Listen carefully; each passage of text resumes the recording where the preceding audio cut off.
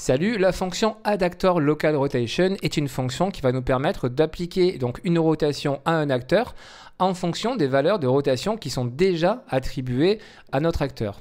On a également la notion de local qui est très importante ici et je retourne sur mon level pour vous expliquer ceci.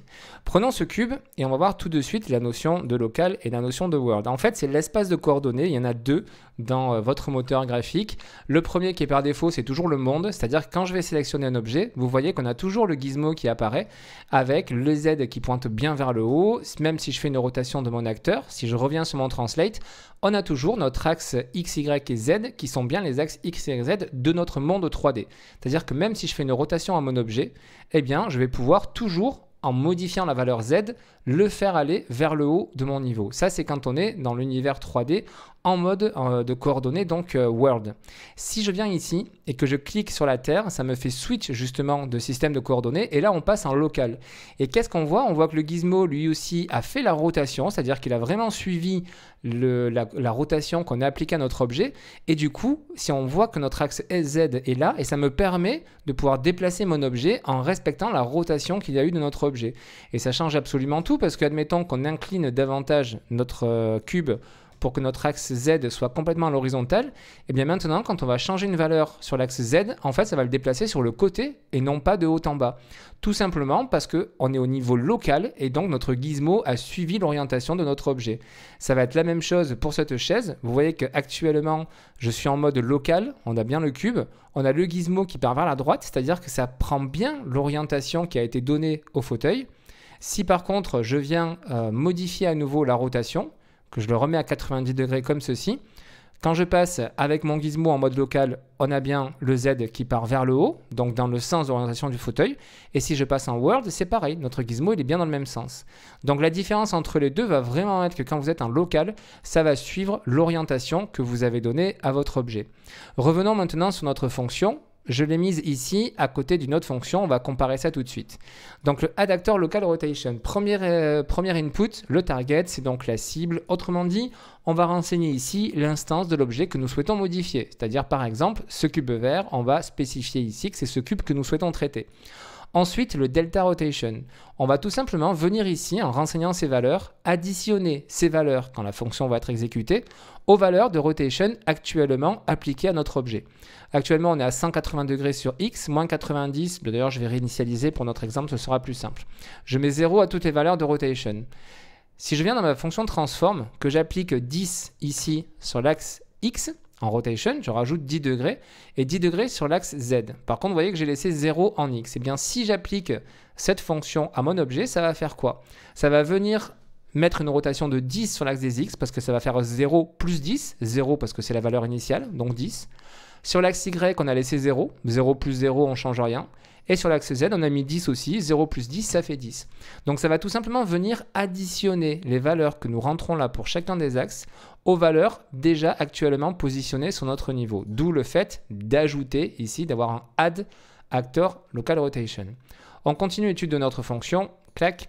On a un sweep et un téléport. Le téléport, si on active, ça permet de ne pas prendre en compte la physique de l'objet.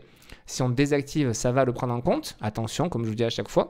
Et le sweep va nous permettre, quand on va faire notre rotation, de pouvoir bloquer notre objet si jamais il rentre en contact avec notre objet. S'il y a quelque chose de bloquant au niveau des collisions, bien ça va arrêter de faire la rotation et on va pouvoir retrouver les informations ici. C'est très peu utilisé en rotation, c'est pour ça que par défaut, vous voyez, c'est replié, ces deux informations-là, le sweep et le téléport. Et du coup, quand on replie, le sweep hit result ici n'apparaît même pas. Donc vous pouvez l'utiliser, vous savez que ça existe, mais il y a très peu de chances que vous l'utilisiez dans le cadre de vos jeux. Pourquoi j'ai mis le setActorRotation à côté? C'est juste pour bien spécifier la différence entre ces deux fonctions. Le addActorLocalRotation, on va ajouter ces valeurs à celles existantes sur notre objet déposé dans notre niveau, ici. Et le setActorRotation, lui, il va carrément appliquer les nouvelles données que nous mettons ici. Autrement dit, si je mets 20, 0, 0, je viens ici, admettons que je mette n'importe quoi comme valeur, je mets 55, 64 et 41. Voilà, donc je mets des valeurs totalement fictives. Si j'applique cette fonction de setActorTransform, ça va tout remplacer par 0. Vous voyez, j'ai 0 au 3, je viens ici, ça va me faire ceci. Ça va vraiment appliquer les valeurs. Ça ne va pas additionner, soustraire ou quoi que ce soit. Ça applique les valeurs que nous avons dans le set ici, d'où la notion de new rotation dans cette fonction. Je la supprime. Et nous, c'est le delta rotation. C'est vraiment, on ajoute ces valeurs-là aux valeurs existantes. Concrètement, dans notre cas de figure, comment est-ce qu'on va l'utiliser? Je dézoome, je vous ai préparé un petit exemple ici. Qu'est-ce que je fais? Je prends mon cube vert, que je vais repositionner sur ma scène comme cela. Tac. Donc je prends mon cube vert et après 2 secondes, je fais un add actor local rotation en lui ajoutant, et là on va mettre par exemple que sur l'axe des Z, on va mettre 45 degrés. Et on teste tout de suite notre script. 2 secondes après, on a bien notre acteur qui fait une rotation de 45 degrés. Alors pour l'instant, on ne voit pas trop l'utilité de passer par un local rotation, mais vous allez comprendre tout de suite ceci. Si je mets mon cube un petit peu plus en l'air, je refais la même fonction, même chose, notre cube va tourner 45 degrés, il n'y a pas de souci. Par contre, si je fais une rotation maintenant de mon cube, je l'incline comme ceci.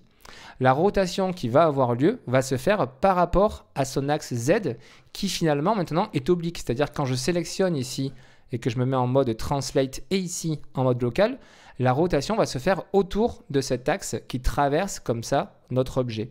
Et donc la rotation va se faire hop, comme ceci, dans cet axe-là. Parce qu'on est justement sur du local rotation. C'est ce qui va nous permettre de faire ceci.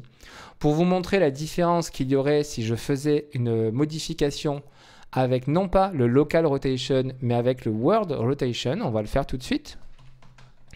Donc, add actor world rotation. Clac.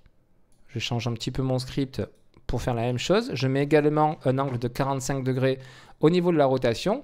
Et là, vous allez voir, cette fois-ci, on ne va plus être au niveau local, on va être au niveau monde. C'est parti pour la modification.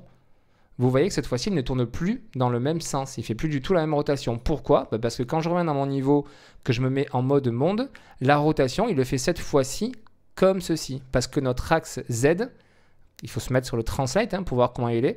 Quand on est dans le monde, notre axe Z, il est bien comme ça. Et donc, ça va tourner autour de cet axe quand on va être en world. Donc, voilà la différence entre les deux. Il faut bien la comprendre parce que vous pouvez l'utiliser comme ça très facilement dans vos projets après. Et donc voilà, on va quand même regarder cette notion, même si dans l'autre cas on ne va pas le bloquer. Mais vous voyez, quand on déplie et qu'on met le sweep, comme d'habitude, on peut utiliser donc le result, c'est-à-dire est-ce qu'on a quelque chose qui a bloqué notre objet ou pas au cours de sa rotation. Le blocking hit va nous retourner vrai ou faux si ça a bloqué. Et le hit actor nous permettra de retrouver l'acteur qui a bloqué justement notre objet. Donc ça, vous l'utilisez exactement comme on l'a déjà fait dans tous les tutos sur le fait de modifier la location, par exemple, de notre acteur.